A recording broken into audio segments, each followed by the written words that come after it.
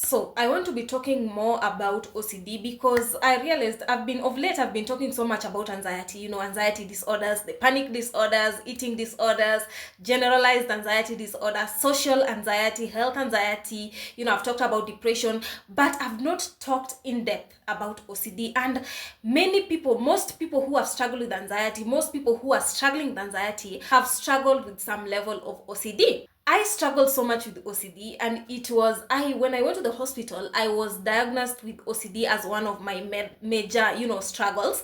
And it is something that I find that many people don't understand this topic. You may find on social media, someone says that, I find myself being perfect, I'm clean, so I think I'm struggling with OCD. And I'm like, you know what?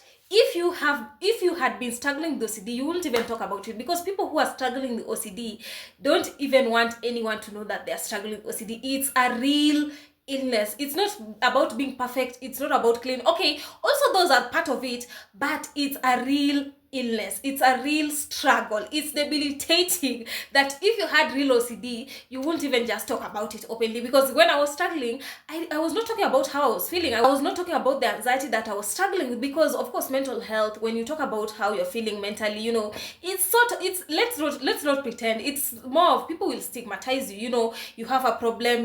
I wish mental health could be treated like the way other illnesses are being treated, because people are struggling out here. People are suffering. The kind of people that I talk to, my clients, I'm just like, even this one, I have even talked to a medical doctor, and they're like, what, they are literally struggling with anxiety. So that just tell you, policemen, I have policemen in my program. I'm just like, sometimes I always ask myself, like, what, that gives me motivation to make this video, because I'm just like, I might just be sitting here, and even like my next neighbor is struggling with anxiety, struggling with panic disorders, is struggling with OCD. So I always try and make these videos. And also I want you guys to share these videos.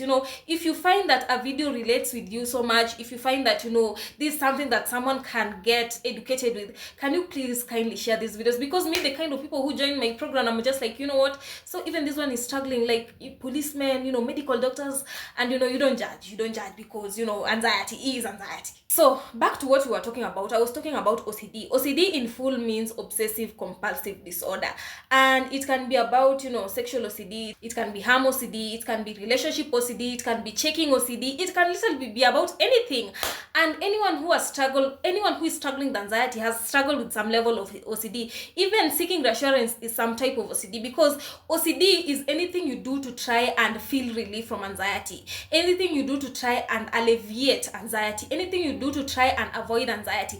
That's OCD. So I want you to write down in the comment section, because most of the time I tell you guys to write these things in the comment section, but you don't write. I'm just like, did you even listen to this video to the end? So I want you to write down some of the OCD behaviors that you have taken part in. Maybe it's avoiding, maybe it's seeking reassurance, endless googling, maybe you're going out there to take alcohol, maybe you're smoking, maybe it's checking. Like me, I used to check. And OCD anxiety, they tend to latch on what you care about the most. I always cared about my academic certificate, so I always used to go and check, like maybe they are, maybe you don't have your academic certificates, I go and check. Maybe you have not, it can be about arranging, you have not arranged your shoes in a particular pattern, you are checking the gas each and every time, you're cleaning your hands. Like I have a client who, when she joined me, her hands were bleeding because she had washed countless times. That's part of OCD. So I want you to think about it, like anything that you have done to try and find relief from anxiety, to try and avoid anxiety, to try and alleviate anxiety,